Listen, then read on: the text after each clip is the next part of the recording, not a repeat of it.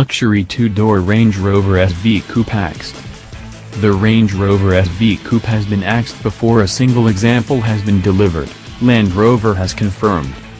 The ultra-exclusive two-door version of the Range Rover was the star of the Land Rover stand at last year's Geneva Motor Show. It was to be made by Jaguar Land Rover's Special Vehicle Operations Division in Coventry, and production was planned to be capped at 999 units. However, less than 12 months after that global debut, Land Rover has admitted to Auto Express that the vehicle will not be built after all.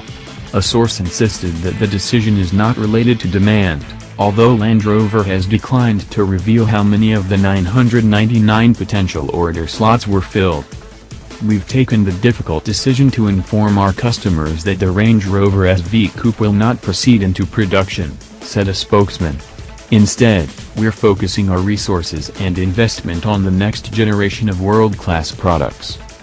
The move is a blow to Special Vehicle Operations, which exists to produce more extreme versions of every Jaguar and Land Rover model, pushing the boundaries in off-roadability, performance and luxury. But the spokesman added, Special Vehicle Operations is continuing to develop exciting cars. The all-new Jaguar F-Pace SVR is weeks away from its first deliveries, and we have many more new models in development. The SV Coupe may well be a victim of increased focus on profit margins at Jaguar Land Rover, which is trying to trim £2.5 billion from its cost base and currently laying off 4,500 staff.